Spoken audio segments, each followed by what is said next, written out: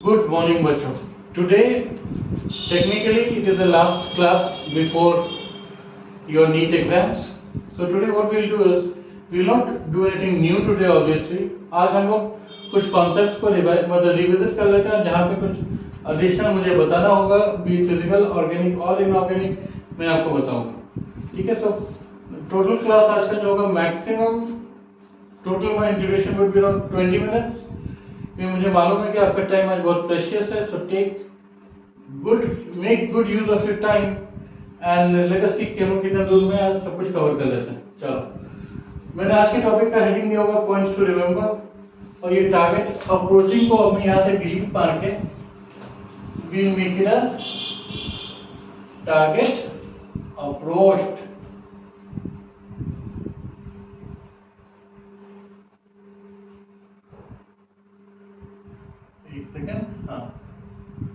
Target approached. Don't panic, stay calm, make good use of your brain which you guys have already done in the past. Okay, so जब हमने chemistry पढ़ना start करा था, हमने ये देखा था कि सॉलिड्स के केस में solids were divided into two types, amorphous and crystalline. ये जो बच्चों डिवीजन हुआ था, अगर आपको याद होगा, तो ये डिवीजन मेनली था based on the arrangement, based on arrangements of the particles within them. Amorphous वो थे जिनके पास एक defined arrangement ये pattern था, but that was for a very short duration, short length. और क्रिस्टलाइन वो थे जो बहुत स्ट्रॉन्ग बॉन्ड से बने हुए थे, इसीलिए उनका जो ये है arrangement था, they had a definite shape and arrangement for a longer length. So these kind of solids are called crystalline solids. अब आप देखोगे कि नमक की अगर हम बात करते हैं, नमक is one of the best examples of crystalline solid. Okay, now अब क्योंकि solid है मेरे पास, तो solid है तो कोई solution में dissolve होगा. तो this solution was defined as the homogeneous mixture of a solute and solvent. To remain in solution, the solute particles are bonded by due to solvation energy bonded by solvents. अब homogeneous mixture को इसीलिए हम लोग यहाँ पे word को ज्यादा importance दे रहे हैं, क्योंकि homogeneous means the same concentration through out.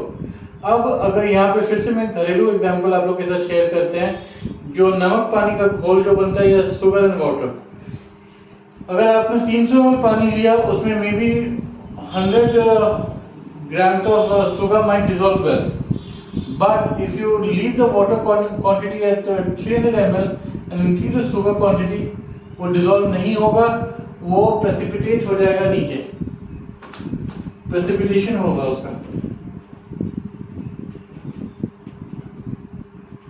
Precipitation उस process का नाम है due to which precipitates are formed, and ये apart from electrolysis, major precipitate formation is done when the solute quantity or the percentage or the concentration is increased as compared to the solvent.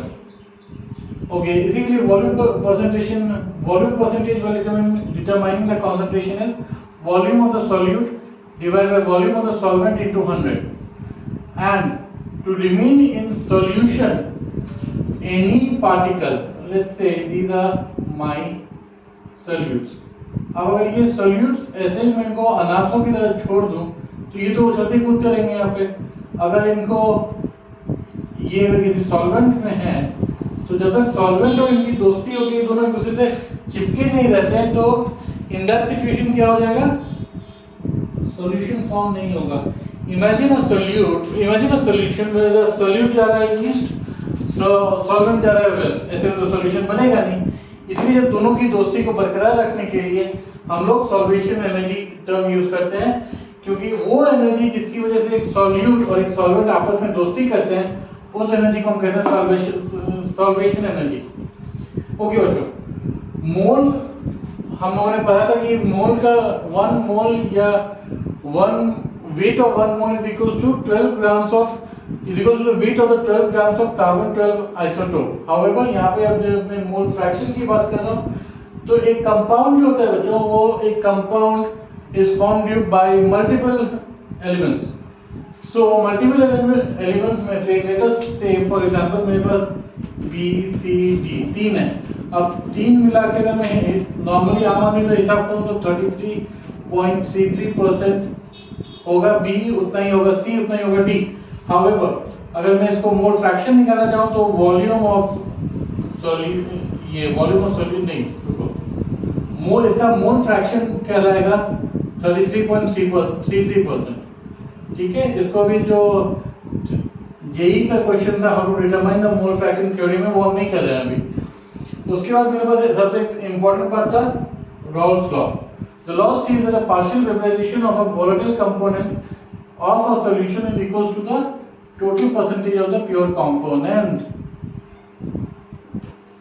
देखो बच्चों, Raoul's ने क्या बोला है, उन्होंने बोला कि the law states that the partial vaporization point of a volatile component of a solution is equals to the percentage of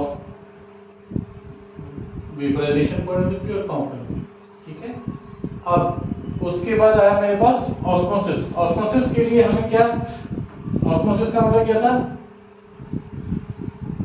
osmosis meant the pressure that was exerted। Osmosis और इसमें क्या नाम है, सरफेस केमिस्ट्री में बहुत close link है। Surface chemistry में जो ये स्पेस अवेलेबल होता है उस पर जो प्रेशर एग्जर्ट होता है उसमें हमारा ऑस्मोटिक प्रेशर और नीचे से आने वाले प्रेशर को काउंटरएक्ट करता है, वो हो गया मेरा ग्रेविटेशनल पुल। किसी भी सॉलिड सरफेस पे से अगर कोई पार्टिकल अब्सॉर्ब होती है या नीचे जाती है उसको हम बोलेंगे एब्जॉर्प्शन। याद रखना, सॉलिड अगर सॉलिड है मेरा solvent then adsorption takes place। however अगर मेरा सॉल्वेंट जो लिक्विड है तब मेरे साथ अब्जॉर्प्शन होगा। और ये जो लाइनर एब्जॉर्प्शन आइसोटोन था, इस थ्योरी को आपने आप लोग पूरा देख लीजिएगा क्योंकि इससे क्वेश्चन आते हैं हमारे पास। ठीक है,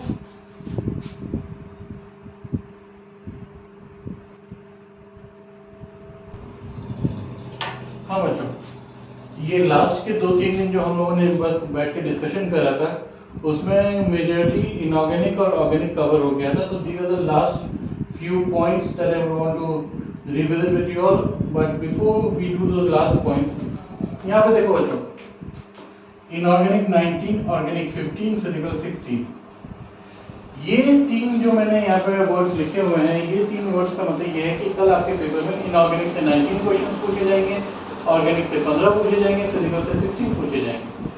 तो एक बात का ध्यान था, आप देख रहे हो ऑर्डर कैसे है, लेकिन डोंट पैनिक। अगर लेट्स से इनऑर्गेनिक आपको कोई दिक्कत हो रही है तो ट्राई टू कैपिटलाइज कि ये 15 और 16 हम लोग कर ले अच्छे से, बिकॉज नेगेटिव मार्किंग हमेशा हमारे लिए एक बहुत बड़ा ड्रॉबैक है। सो इस चीज़ को ध्यान में रखिए। Inorganic 19, organic 15, physical 16। बहुत सारे बच्चे ऐसे होंगे जिनको ऑर्गेनिक इजी लगता होगा तो वो ऑर्गेनिक और फिजिकल पे फोकस कर लें, ताकि यहाँ से 10 भी सही हो जाता है और यहाँ से 15 सही हो जाता है तो 25 हो जाएंगे। कुछ बच्चों को, और ऐसा तो है नहीं कि इनऑर्गेनिक आप लोगों को बिल्कुल नहीं आता, तो यहाँ से अगर इन दोनों से मैंने 25 लिया, इससे मैंने अगर 12 भी सही कर लिए बच्चों तो 37 तो मेरे पास हो गए, 37 हो गए। So that gives us a very good standing point, क्योंकि यहाँ पे देखो 45, 49, 50 में से अगर हम 37 या 38 क्वेश्चन भी सही कर लेते हैं without any penalty of negative marking, तो I am sure you guys will easily get through. क्योंकि जो केमिस्ट्री का नॉर्मल कट ऑफ जाता है वो 35 से लेकर 45 के बीच में ही ओवर अराउंड करता है। 45 तो खैर बहुत ज़्यादा हो गया। सो लेट्स सी कि how we are able to focus on it. ठीक है, तब तक जो मैं आप लोगों के साथ एक आखिरी बार डिस्कस करना चाह रहा था वो है रेट ऑफ रिएक्शन। तो रेट ऑफ रिएक्शन को हम केमिकल काइनेटिक्स में हमने पढ़ा था, जहाँ पे कि this is a measurement of either the decrease of reactants or the increase of the product। so उसी चीज को हम रेट ऑफ रिएक्शन कहेंगे। थ्रेशोल्ड एनर्जी वो है मिनिमम एनर्जी